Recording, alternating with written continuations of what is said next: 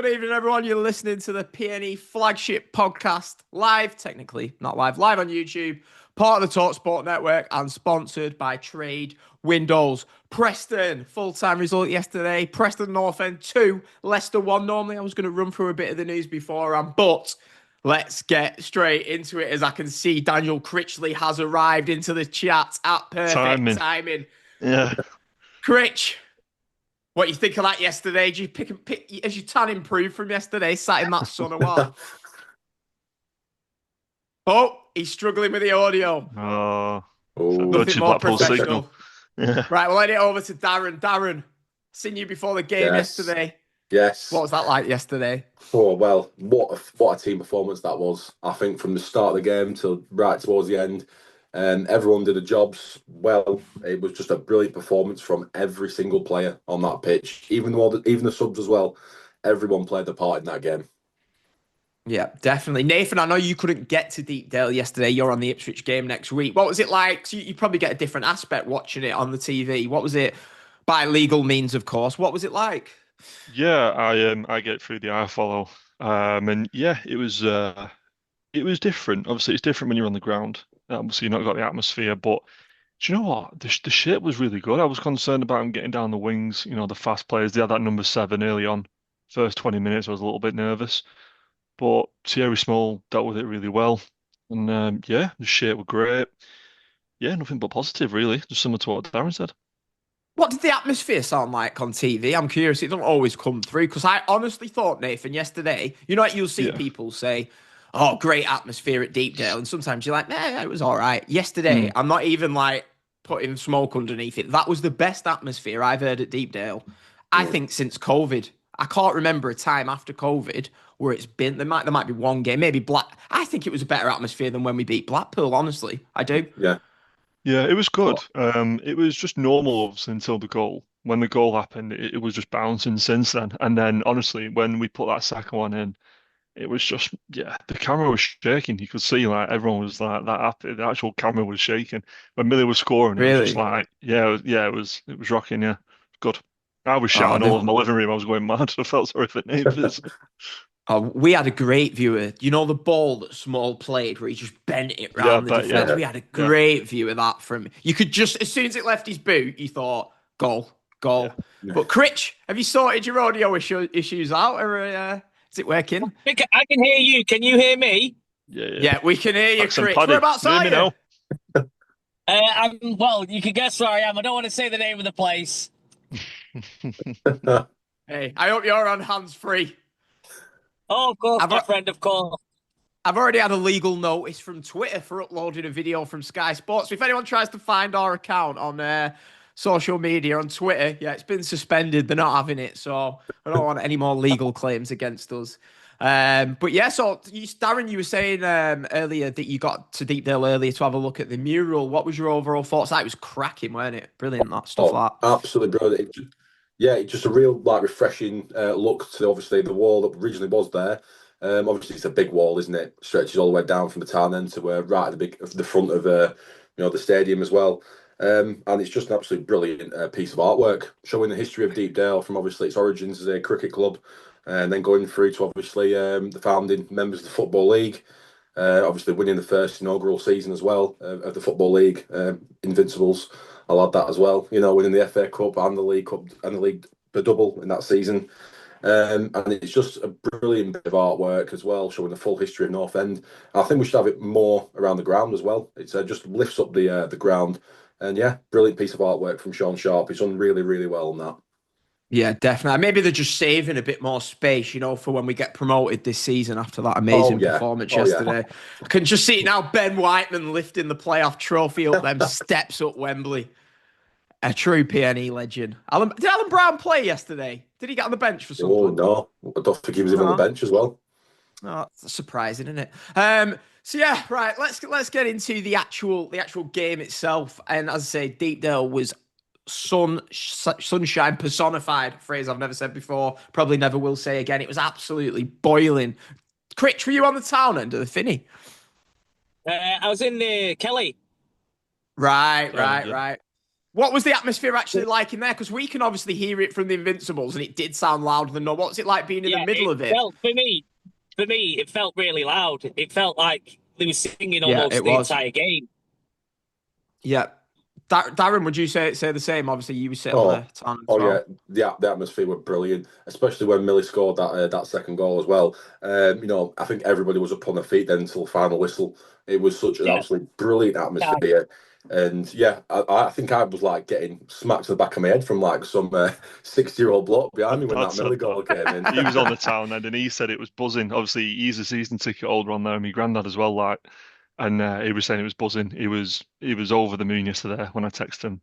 You could tell, but yeah, so happy because when you get to town and rocking, it's just one of them players, isn't it? You just want to be, and especially at the top, you get a drum going and that. I miss those days, so yeah, I'm looking forward to going on next week, definitely.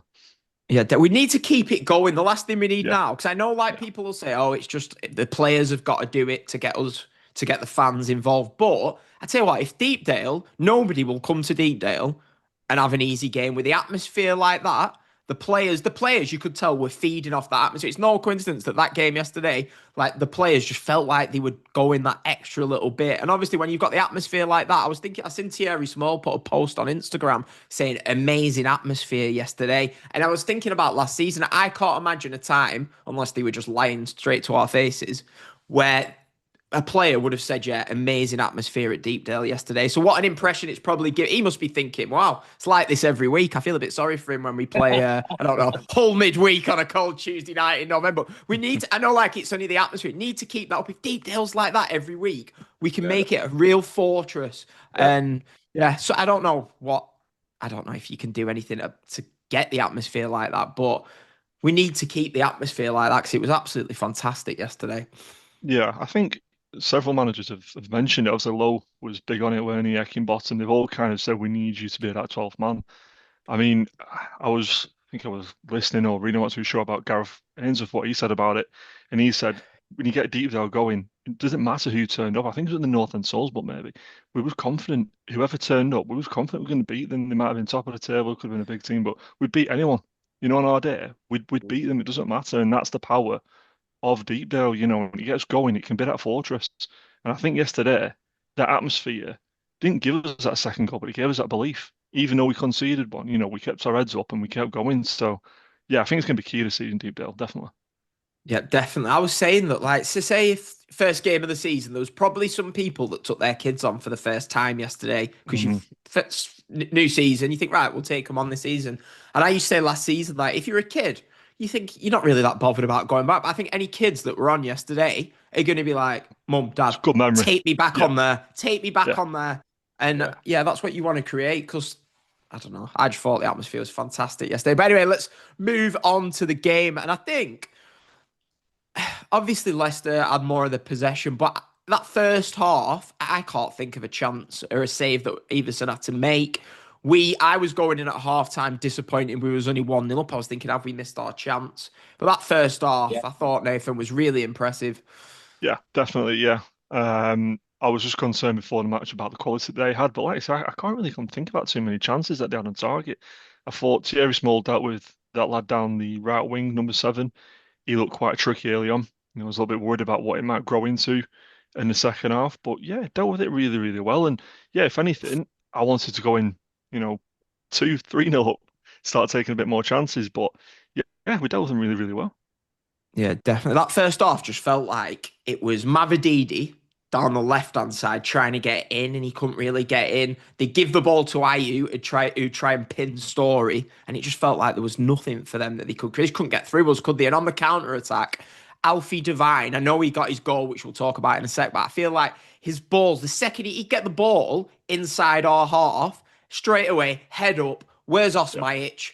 And every time, if you're playing those balls in, he's doing what a Mads should have been trying to do last season, which is, where's Millie? He's going to be on his last man because, of course, he is. Let's play that ball straight forward instead of, right, got me back to goal. Instead of turning and looking for Millie, I'm just going to play it back to Whiteman or then play it back to, I don't know, Lindsay or whoever. But yeah, really optimistic. I think they're going to be a big combination this season, those two. Definitely. Yeah. So his goal. What did that look like from the town end? The goal, because it must have looked an even harder angle to get it in from there. It looked like such a really, really tight angle. And the first, I thought I actually just went over the bar at first because it was a bit of a delay, really. Like everybody celebrated at first. But I mean, what a player! It's something now that Mads really has to look out for when, well, obviously coming back in fitness. That, to be honest, now he's got to be better than Alfie Devine now. He's got to prove himself because I think Mads has got competition in that area.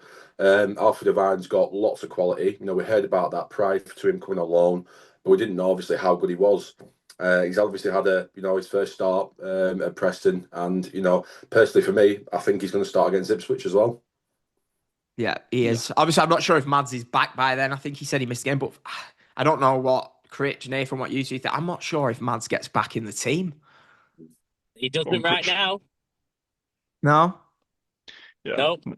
Yeah. No, I agree. I think Devine, midweek game away against Barry, I was worried about maybe being a bit too physical, but at the weekend, I think the space and the time in the Championship will give you, like you said, he's down and he's running, he's positive. It's like they've just said to him, just free roam, go pretty much where you want. Number 10, just play just behind and just get things going. And yeah, really positive. I'm looking forward to him playing at weekend. Definitely. Yeah, it's good to have options because we were saying, I'm talking to my grand, and he was saying like, we always seem to rise our game against these sort of teams. You worry when you're playing like a Charlton or someone. So it's going to be good to have, say, we can play Mads. If you want to, you can play Mads and Devine against when you're trying to break down a team. We've not just got, right, let's hope Mads can find something. We've got Mads and Devine, so there's options there for those games. Obviously, both are fit. I do think Devine's going to be that player. We have one every season, don't we? He's on loan, and we're like, oh, you know what next? I know what next summer's going to be like already. Devine, are we getting Devine? But I got to enjoy him while he's here for the playoff push this season. But speaking of players who really impressed, that in seasons gone by, you'd think he's the sort of player that, we'd have on loan. Do we only have him for a year? But he is ours, and that is Thierry Small, who I thought yesterday, I labelled him the robot because he was a machine yesterday. Going down that side, I mean, how impressive was he, guys, yesterday? Unbelievable. Wow. I'm staying quiet. My voice notes in that group yesterday. Nah, he's class, isn't he? He's a really positive player, and I said last week, it's like when things don't get off, his head doesn't go down, don't get me wrong, but it's like he wants to do well. It's like he's put a lot of pressure on himself. He's set the standard high. And I watched his interview in the lounge after because he got man at match, and he was buzzing, smiling, happy to speak to people, and just, he just looks great. A few Charlton fans have said you've got a real player on your hands, so yeah, can't wait to see him next week. Yeah, so impressive yesterday, weren't he? I mean, it's a tough one, isn't it? Because we've it's just that he can play left and right. He was just so good for us. Yeah. Even when Leicester got in slightly behind, he just caught them up straight away, and they were dangerous down both flanks. You lads might not have seen it. A little bit of a head start, he'd still catch up. There was one where he hit, I can't remember, I think he maybe shoulder challenged someone, something like that. Anyway, it was like in the corner where Finney is. And when lad were on the floor, he just looked at him that way, passed, because he said on commentary, like, he just gave him a little look there. And you could just tell he just backs himself. You can just tell he's just, like, strong, do you know what I mean? And he looks like a big unit as well, and he's quick. He's just class. I love him. I think it's class. Another thing as well is that he was hyping up the town end as well. Obviously, when they got a corner later on as well, he was just getting them fans riled up as well. And that's what you want to see, I mean, if you play to the town, then they'll love you forever. He went over, didn't he? When Millie scored as well, he ran in as well. I love that. Yeah. Someone were meant to have got kicked out for that, were they? For celebrating with him. I'm sure I read that on Twitter. Yeah, I saw that. Did he get kicked out, Critch? Yeah, apparently. What for? God knows.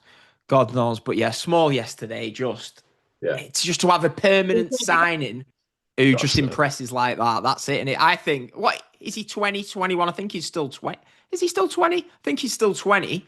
Or if he's 21, he's just turned 21. Yeah. So you're thinking, if he plays like this for 2 years, we're going to have a 23-year-old. I don't want to talk about selling a player already, but you know what I mean? This guy could, if he's young, he could develop and come on into a player that, he could be a Premier League player. I mean, not that we're getting carried away after one great performance, but if someone's got that in their locker, they're gonna go on to be a good player, aren't they? Yeah, definitely. Yeah, definitely. 100%. Yeah. He's got all the qualities, Ante, and he's stepped up to the Championship. If he can do it, why not step up to Prem? I'd back him. I think he's great. Yeah. So we go in half-time, 1-0. Obviously, great finish from Divine. I mean, Osmajic, you would have banked on him scoring that one. He scuffed his lines, didn't he? Yeah. Right in front of me, I would have put my house on him scoring that goal. I'm not even on about that one, Critch. Do you know the one in the first half where Divine cuts it back for Osmajic and he just skies it? Yeah. Oh, and then right, straight. Yeah. Obviously, Smith should have scored really with a header, but then second half, that ball again, Osmajic, like you were saying, Critch, when that goes, you're thinking, is that our chance? Are we going to rue that miss? Because Leicester are going to have a spell, and they did have a spell, because I think probably 55 minutes, 60 minutes, they sort of took over the game. We'll talk about that save from Daniel Everson. I mean, it were all right, weren't it? Oh, all right, it was brilliant. Absolutely brilliant. I know Pab's on about Daniel Everson for a long time about how it's refreshing to see a goalkeeper that actually wants to get the ball out quick and fast and not actually hold on to it until the team gets up the field. And that save yesterday, I mean, yeah, you could say that, a goalkeeper should be making them type of saves, but from the position where he was to, his, weaker hand down to his left as well, just to get that ball and stop it as well. I thought it was absolutely brilliant save, especially in slow motion as well. It was pure cinema. I mean, to be honest, I think the Leicester player, to be honest with you, should not hit it straight down the middle of the goal and you've got to score that to me. He slipped as he's hit it. It's harder to miss though. It's one of them. If you're a Leicester fan, you'd be fuming. You'd be like, you've got more to aim at. So we've all seen it. We've all seen them type of chances. But yeah, it's still a great save. Just the reactions, isn't it, really? And other keepers we've had, you're probably thinking, would they save that? That's what you're comparing to, aren't you? This early on. I wouldn't be that confident, but yeah, still a great save nonetheless. Critch, if Reece misses that in front of the town, if Reece misses that in front of the town and last season, I want to know, are you sat there going, that is a great save from the opposition keeper? Or are you going, Reece, you've got to score that? Go on, we're going there. Which one? You'd be blaming Reece. You'd be blaming Reece, yeah. The Leicester striker should have done better, but let's not take anything away from Everson with his decent save. I'm joking. That we've had a little bit of discussion in the WhatsApp group where I was saying, basically, come on, I expect him to save. That was a good save. It's what your keeper should be doing. Yeah, but, it was tough though. I actually had a discussion on the WhatsApp group. It was just there was a lot of power behind the shot, so it was like an instant reaction shot. So that's why I think it's a good save. It is only like a quick stretch, but like I was saying, if Woodman's in net, that's him. It goes under his arm or Cornell. That's in the net, and then we're 2-1 down, and then you're gonna go and lose the game. Yeah, well, in the end, I mean, I think they scored about a minute later anyway, didn't they? That Monga came on, 16-year-old kid. Done him. 16 to come on and do that. Mm-hmm. Yeah, he looked dangerous every time on the ball. Yeah, you could tell they were buzzing. Leicester were just dangerous down the wings, but I thought they weren't very good at the back. I thought the defenders were there for the taking. Yeah, I agree with that. I thought they were a bit of an odd bunch. I thought, sorry, any Leicester fans that are listening, but so that corner, they didn't deliver a good corner in the first half. They're chanting, "What the effing hell is that?" And then they were chanting, what are they chanting midway through the first half? We're effing crap. And I'm thinking, come on, lads, you won the first game. You won the first game of the season. Do you know what I mean? You're 1-0 down. I think, even the Leicester fans, I feel like, obviously, because a lot of people have predicted us to get relegated, I think Leicester fans and players thought they were going to come to Deepdale and have an easy ride of it yesterday. But if you speak to Burnley fans, Leeds fans, Sunderland fans, look, Burnley came twice last season, didn't even score a goal. Sunderland didn't score a goal. Leeds got a scabby goal in the last minute. Luton, who I know went down, but they came down from the Prem, they didn't score. I think if anyone at Leicester thought they were going to have an easy ride of it yesterday, that was a very foolish thing, especially first game of season at Deepdale is going to be a tough game. I don't care who you are. Yeah, Similar to what I was going to say, mate. Yeah, it's just I think it's naivety. You come down from Prem and you think, well, we've just been hit Prem, we'll be all right, type of thing. You sort of Well, words right out my exactly. mouth. Yeah, exactly. I mean, I've got a lot of Leicester fans, funny enough, and they were saying the same thing. We'll be all right, blah blah blah. And it just goes to show, like, if you get your home crowd going, you get a bit of momentum. Who knows? You get that first goal, keep it going, you can beat anyone. Yeah, Yeah. definitely. So it's 1-1. We go on. You're thinking, I'll be honest with you, I was thinking, sort of game we lose in the last minute. The big teams seem Last to come at season, moments. we'd have lost that game. Last season, Yeah. at that point, we'd have Yeah, lost I that agree. game. Yeah. Yeah. You're would have thinking a pulled it. QPR game last minute where they got one. Towards the end of last season, we definitely would. But as I say, we look so dead. We're small now. You've got Small, who's rapid. You've got Osmajic, who obviously just doesn't stop running. We're going to be a danger on the counter attack. I think we're going to find it 100%. easier playing against the I teams that are wanted to coming at mention us. that. I think I put it this Yeah. way: I would be stunned this season if we have a bad away rate. I think we'll do well away from home because a lot of teams, you're going to have your teams that we're going to go to that are going to come at us, and then bang, we're going to hit them on the counter attack. We're built to play against that because Leicester like to attack and play on the front foot, but we were sitting quite deep, and then we were countering every time, and that's how we scored both our goals. Literally down the right side to Divine, and then down the left side to Small, both off the counter, both straight away, straight out. Just goes to show, doesn't it? You have a better pace in your team. That's what we're missing all last season. And it's that bit of quality that we've been crying out for, isn't it? The amount of draws we had. Yeah. And without them in the squad, was it going to be another draw or a loss? Who knows? So, yeah, signs have made a massive difference. Even down in that midfield area. Oh, sorry. Yeah, even down that midfield area as well, the intricate passing as well. Because if you noticed it as well, there was three players as well round one player, Leicester player, and we were just passing it one touch out to the wing.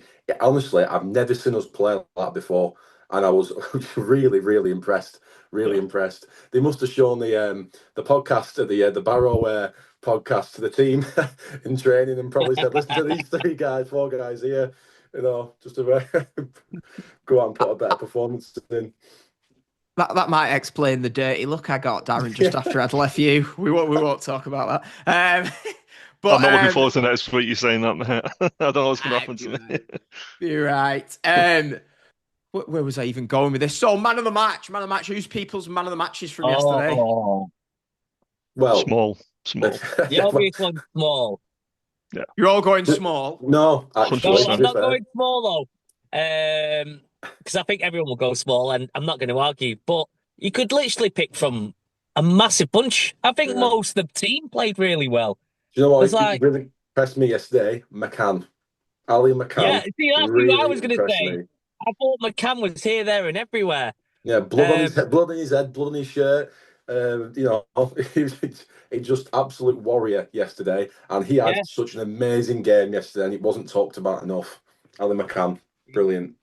Yeah, he reminded me. I was window cleaning the other week, Rich, right? And so one of them little rat dogs. I can't think what the name of these. What they're called? You know what I mean? Right? So yeah, right. So sorry to anyone who's got a rat dog. Anyway, so I go through the back gate of a house, right, and they've obviously got the door open, and this tiny little thing's coming at me. It's just at me. It's at my ankle. I'm spraying it with water, and it's not taking it on board. Normally a dog, if you're in the back garden and it sees water, it runs off. It's coming at me. It's nibbling at my heels. That was Ali McCann yesterday. He was.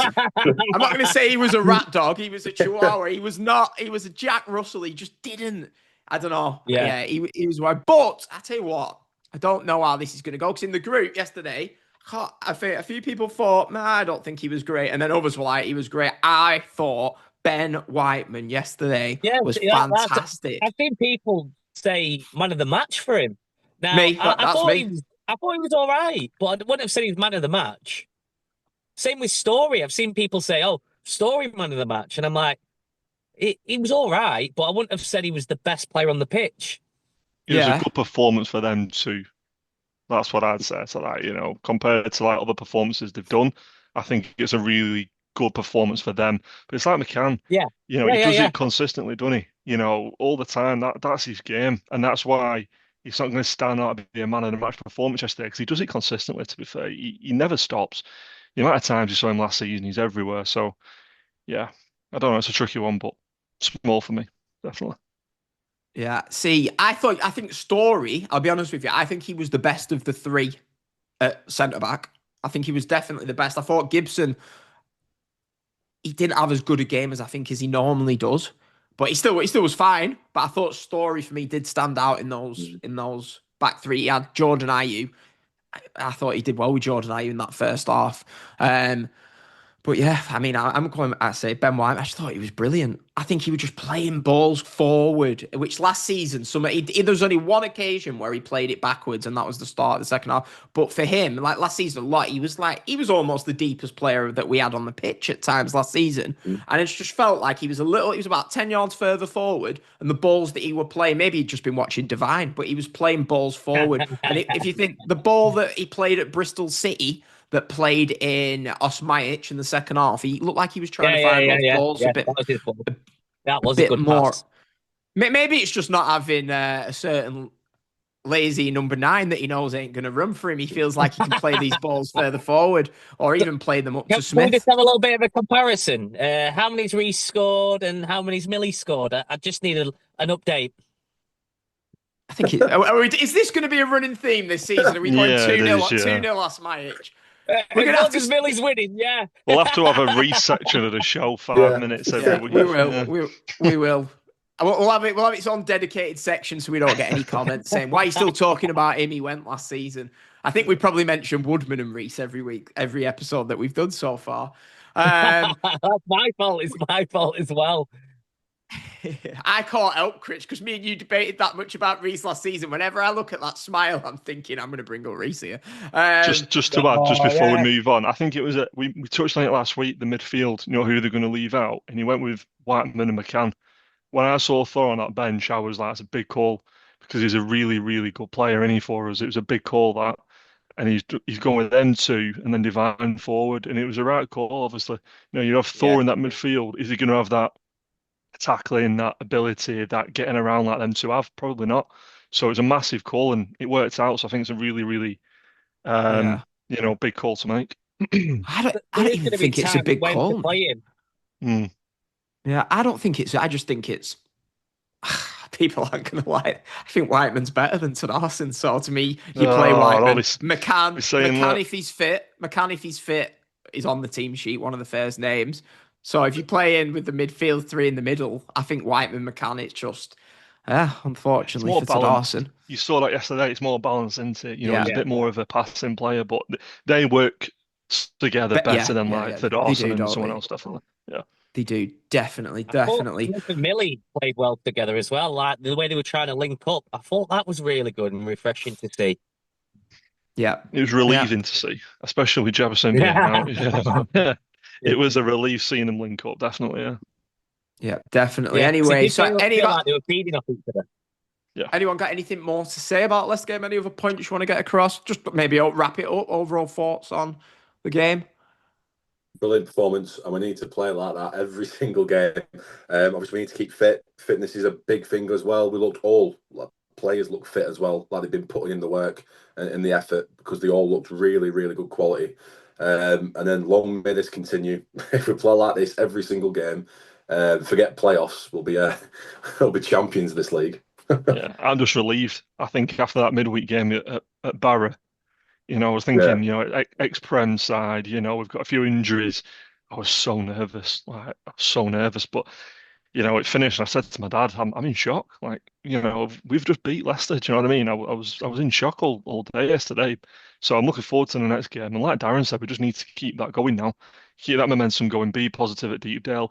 If we go 1 down or it's a draw, don't be negative. Last season, I think, might not have been all negative, but the crowd will help them. So let's just replicate that. And that's proof. If we get behind them, they'll respond as well. Be that 12th man. I felt even if we'd have drawn that game yesterday, I wouldn't have been down about it because of the level of performance they put in. Yeah. They were fantastic. The effort, the energy, and the tactics look good. I could see an identity and a way we were playing. Yeah. And that's just so refreshing. Instead of just hoofing it forward and hoping for the best, it was like we looked dangerous down the flank. As was just stated by Darren, it was just like they kept it calm as well. Like, you know, the midfield three just tippy-tapping it amongst themselves when they needed to, and then playing it out to the wing backs. It was just so refreshing to see.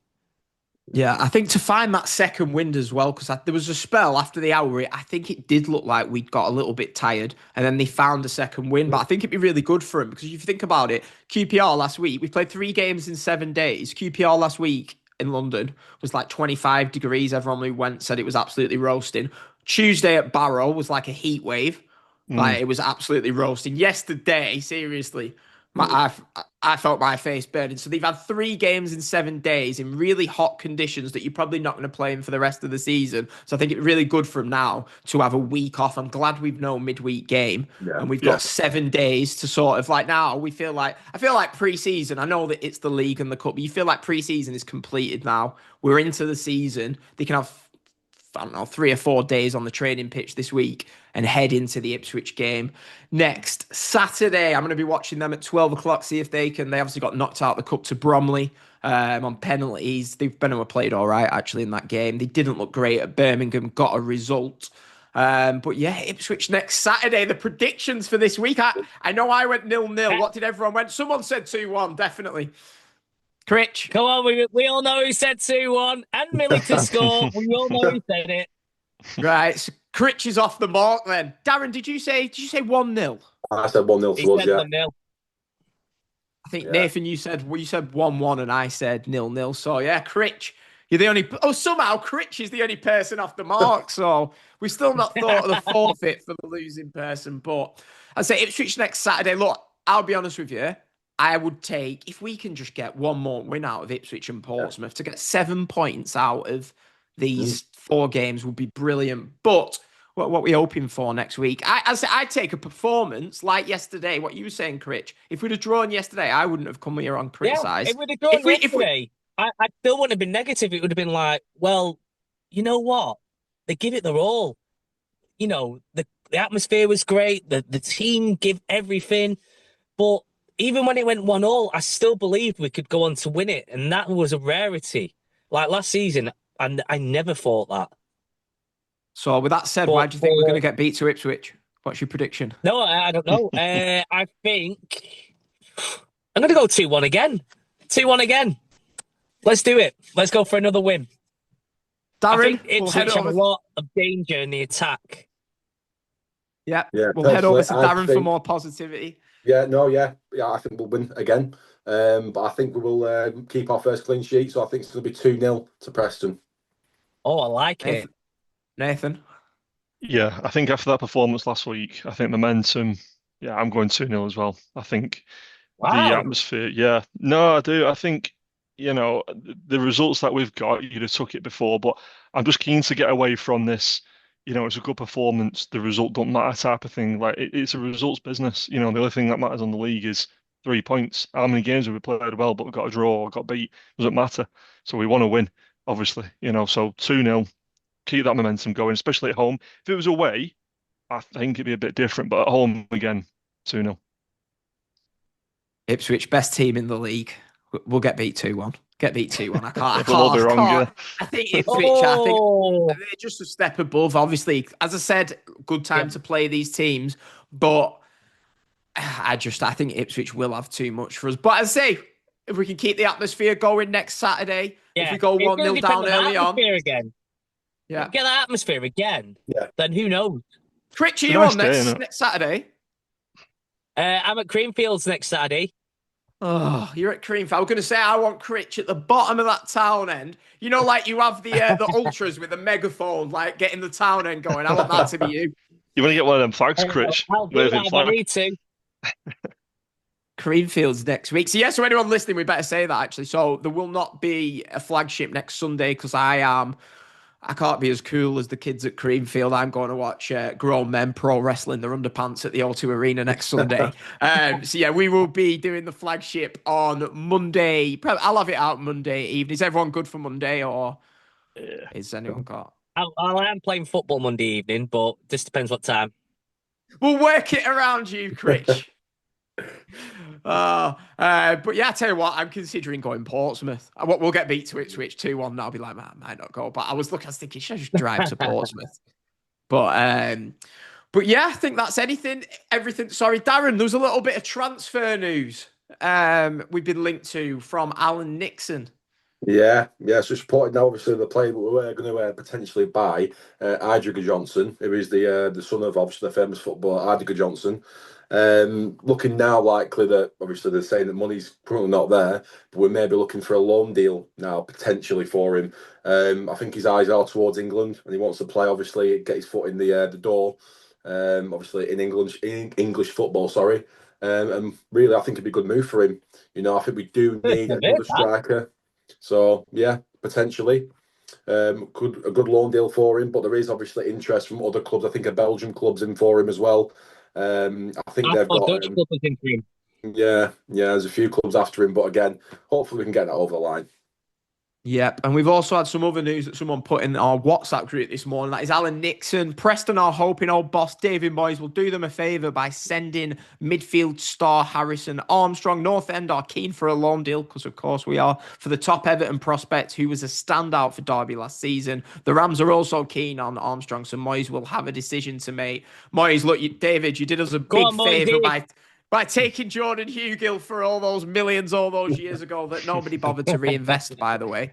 But yeah, come on, Moisey, do us a favour. Let's give him a flipping act. But yeah, so I tell you what, after a week of outbursts on Twitter about transfers and stuff, hopefully it doesn't paper over the cracks, because look, we still need a couple more players. I mean, I said Craig Emmons was sat about 15 seats to the right of me. And I said on I would have said something to him, me.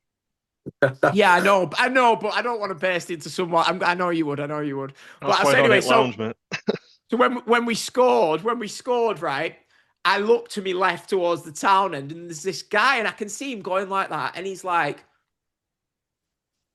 trying to sign something. And I looked to me right, and that's when Craig Emmons has said to me right. So he's obviously going, "Come on, Craig, sign us some players." Hopefully, he watched that performance yesterday and thought, "Do you know what? This team are actually all right. Let's just give them a little bit more and give Heckingbottom and the lads a chance to make a playoff push."